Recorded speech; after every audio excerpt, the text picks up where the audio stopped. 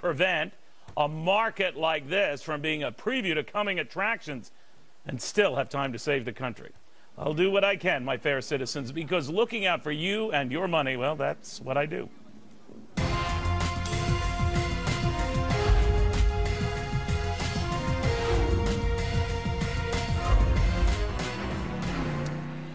But enough about me.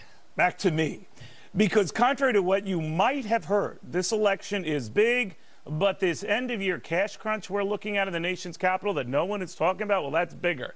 And whether it's a newly elected president or a re-elected one, he is going to be facing the mother of all financial storms. Batten down the hatches because it's time for both parties to get a clue.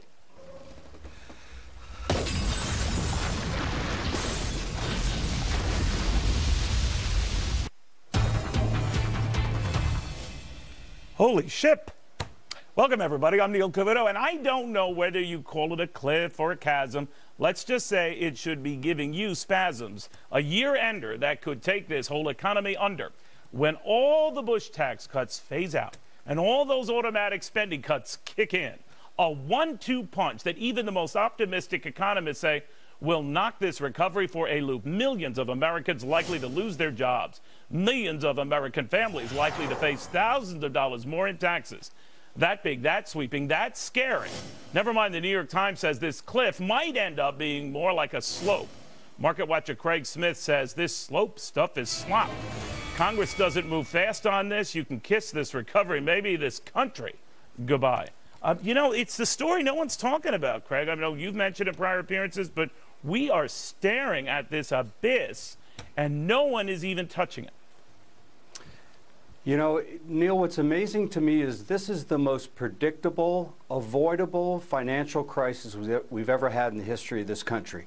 You're so right, Neil. If the Bush tax cuts expire and all the automatic spending cuts go into play, which will mean the elimination of the AMT, which will affect 30 million middle-income people, that the tax holiday will go away, unemployment benefits will go away. I mean, this is going to be horrendous, Neil. And 14 of 17 economists now say it will put us into a recession. And if the New York Times thinks this is going to be a slope, they're dreaming. That money's going to come out of their checks the first of the year.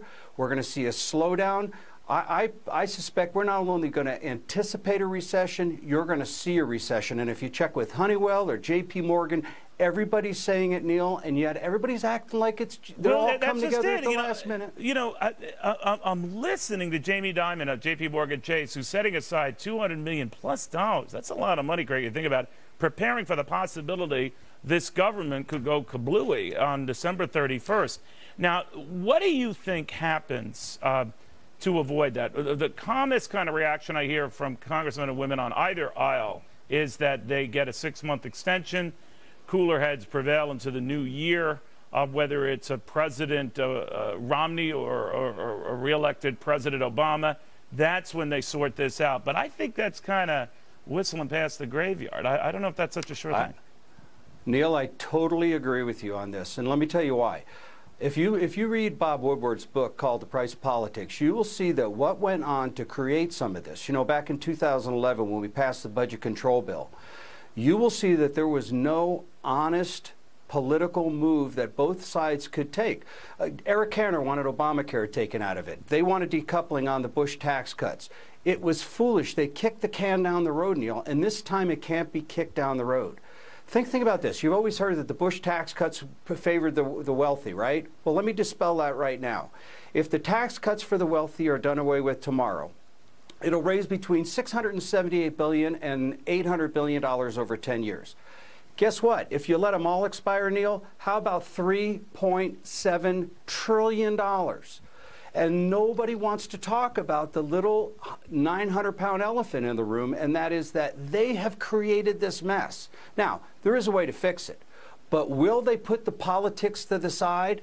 I'm not sure they will, Neil. Well, the argument is that they do. Whoever wins, they will put aside, and they'll realize the better part of valor is just as they agreed to keep the government running for the next few months past the election. Many can argue through smokescreens that they did it, but they did it. that they will do everything they can to avoid this. But Alice Rivlin, the former CBO director, was telling me yesterday on Fox Business, which, Craig, if you don't get, you should demand, said that this is going to be a problem because constantly kicking the can down the road won't reinforce investors' faith in anything United States of America. If anything, it will lead to more sell-offs.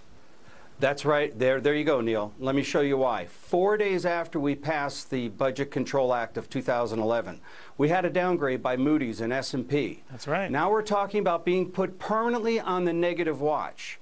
Now, what's going to happen with investors that don't want to put their money in, or worse, in the markets, or worse than that, Neil? What if those investors think that their taxes, their cap gain taxes, are going to go from 15% to 25%? You could see a huge sell-off in the stock market, which then again would create a lot of uncertainty. That's why these economists, 14 out of the 17 economists, said this is more critical than the European debt crisis, more critical than government inactions. Neil, this has to be dealt with. This should be talked about on every single news broadcast in America tonight, but it won't be, Neil, because they're talking about Big Bird, and it's ridiculous. We need to deal with this. You're right. You're right about that. It is a big development, and we're on it. Craigie, thank you very much. Craig Smith, Phoenix, Arizona. Boy, does this guy know his stuff. In the meantime, to Greg's point,